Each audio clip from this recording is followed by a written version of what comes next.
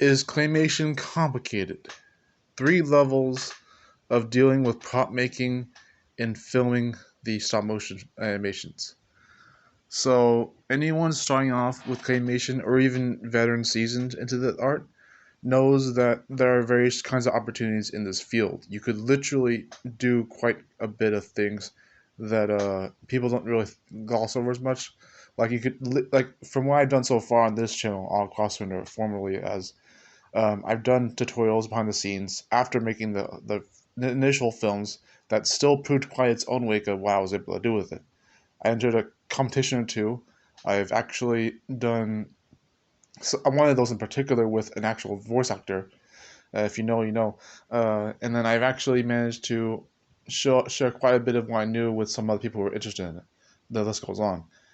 And that's just on the surface of what I've done so far. There are things like you can do for like coaching other students in stop motion. You could do the actual like combination of your actual art as a stop motion animator with other fields of other animation like 3D and 2D and sans, puppets, paper cut, etc. You can even actually get into other projects like music covers and stream covers and other stuff. It's pretty cool. I haven't even gone delved in that so much yet, but there you go.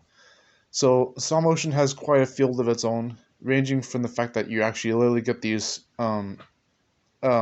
constructors to pull this material from the earth and combine it with the electric materials of whatever they did without linseed oil and chocolate Arbin does, but whatever they do to make these modeling clays, Van Aken, Nuplast, you name it. The way they make these clays and provide the animators so that they can actually make an art that doesn't have to only be a sculpture, but is already a sculpture for those films. That's quite the potential there. It's beautiful. The idea of claymation is very deep in itself. I think when you actually get to someone who has ever known what claymation was, more than just thinking that it was cool or that it was a very intricate process, whether the history was good or bad, for however long the 100 or so years of this existing has been. And it's almost reigned 100 years. It's like the 1940s or something like that for some of the early films, like King Kong and Godzilla's. Well, Godzilla reigned into other stuff like anime and manga, but I mean that's the Godzilla at least. King Kong was one of the other stop motion films that they had, other than the Sculpey era and all the other stuff, Will Vinton. And it gets, and I mean, ripped for Will Vinton a few years ago, but yeah. And so it gets really intricate in that stuff. The idea of claymation is deep because when you think of something that has an interdisciplinary approach to the idea of using a camera to a technology in the cliche sense to take these frames of a field of literal objects in the figurines to make a slideshow of instantaneous frames for an actual film and motion feature. That seems like a whole world of its own, and it quite very much is. Claymation, stop motion, brick films, machinimas, Bionicles, Legomations, all the like. Even if you're like Aardman or Leica and you use your own materials outside of clay, combined with your features and figurines, plasticine, all that, that's an old world. Now, here's the question I posed at the beginning of this video: is claymation complicated? To answer that question as structurally as possible, well, actually, before I give a conclusion, I'm going to show you 3 props I have and introduce the different ways I use them over time, if I ever even had. This one right here is a prop made to resemble the Clay World, Clay World figurines from whatever his name was. He has a real name, but I think his channel name was called something else. But uh, I think his channel name was his real name. But the creator of Clay World, what was it? Thank you. If you know, you know. So like the creator of Clay World from the 14 years of the 14 to 2014 age series finale of a 7-year series of Clay World. So this is based on one of those props. I made many like this before. Not too many, but they're easy enough to make anyway. So, in my opinion, when you think of starting small, this was even covered by Newgrounds' script welder, the Flash game developer. Starting small is not a shame, to be honest with you. Like actually, like being down to earth about this. Like when you start small, you're not necessarily trying to learn the fundamentals of the basics. You're actually making sure that you cover your flanks and your blocks first, so that when you do enter a full scale project, you're not unprepared for it, and you certainly know what you're doing with it. And it's like, because if you start with the full scale project first, it doesn't come any easier for anyone starting off. It's probably the worst thing you can do as someone starting off, even if you're confident and excited in the moment, because what that does to you is it overwhelms you with the idea that you can have all these things prepared for yourself in a way that you still don't have enough experience with. And that's why when you start small, it may seem like a humble beginning from the on paper, but there's more you get out of that that can still give both you and your audience quite the run for their money. And so when I do these clay world props, I don't think, oh, this is just a clay world prop, boo hoo hoo.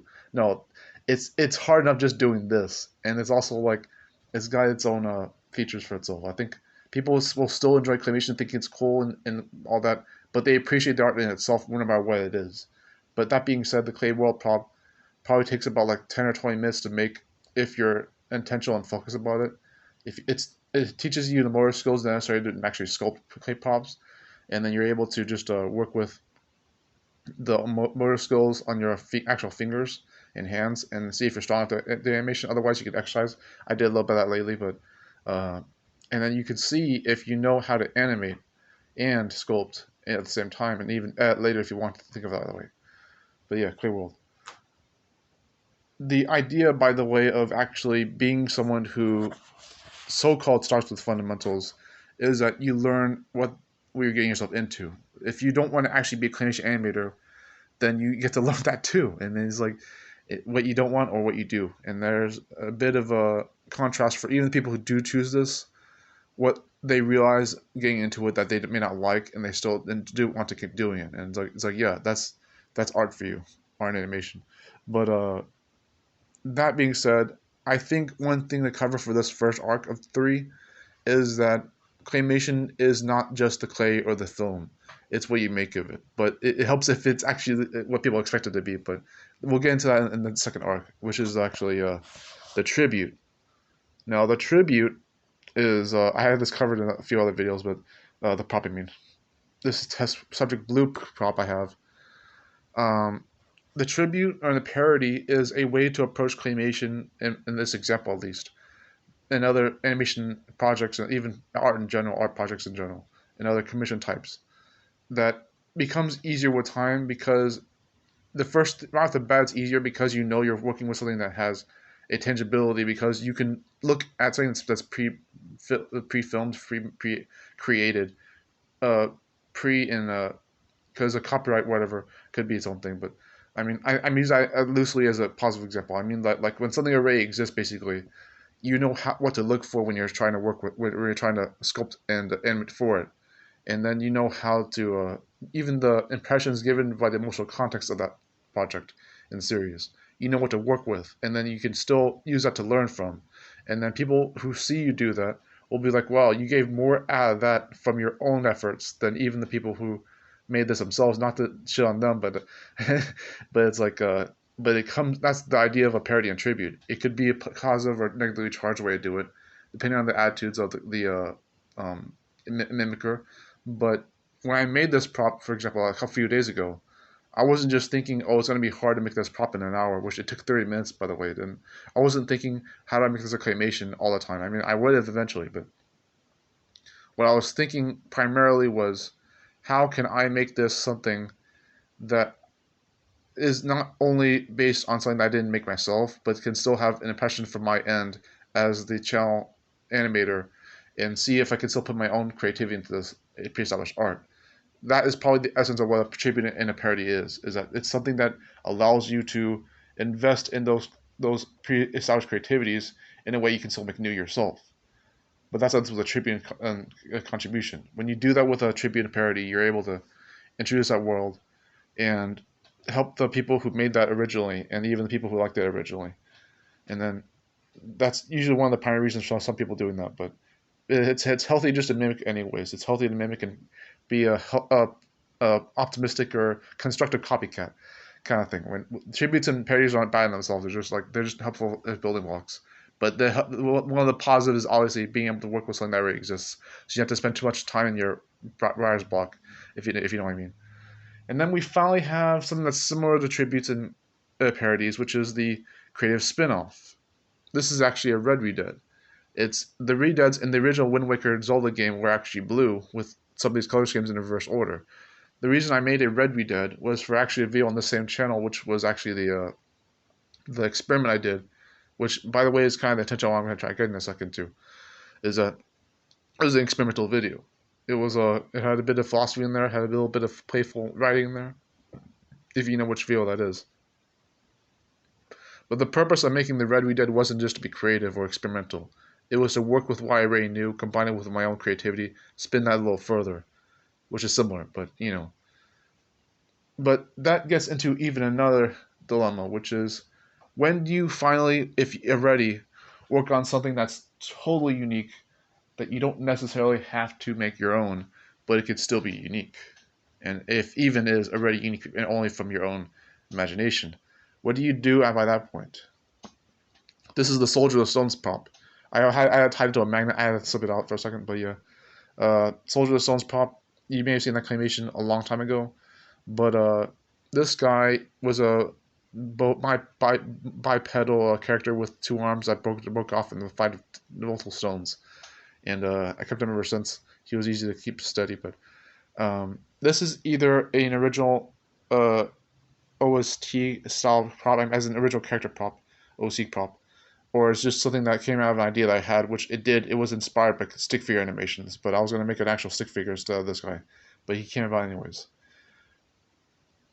Like I said earlier with the script builder's philosophy, if you're going to work with an original idea from the get-go, even if it's inspiring and exciting, make sure it's not too complicated at first, because then you can work with the intricacies come later and even immediately as you get into this process. Complications in claymation don't have to be there the way they don't have to, if you understand what I'm talking about. Claymation itself is already deep and immersive in its own way, but try to make sure that you start with something that you know you can do and that you can only be surprised by, as long as you know that it's what you're expecting to see, at least to an extent. What I mean by this is that, for example, there's this one project I keep talking about, Tether, that I never even get into because I keep brainstorming and even sculpting figures for it that I don't even work with it afterwards. I have sculpted figures I never animated before, but at the same time I also had ideas I've animated that I even make actual props for. And it's a weird schematic of that. Like Project Tether was easily one of those things where I didn't have to make a full scale claymation for it, not even now, and there's good reason for that. It's like I may not be ready even now, but that's besides the point. Starting small helps, because when you're able to know what you can do in the immediate surroundings you have with what you've been able to do, that gets you there faster anyways. But that being said, you can make original ideas that are small. You can make very profound collaborations with people and things that with the stop motion you're able to do in a way that you don't have to worry about what you can do or what you can do in that moment as an animator, but you can find out faster when you're able to do things that you're grateful for with those props and animations.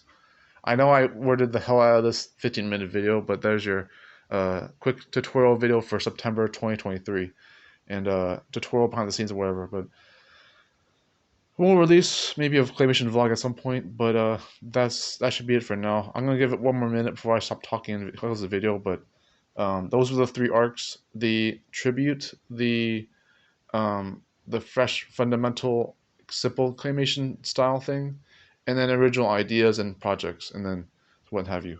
And not in that order, but it's like a.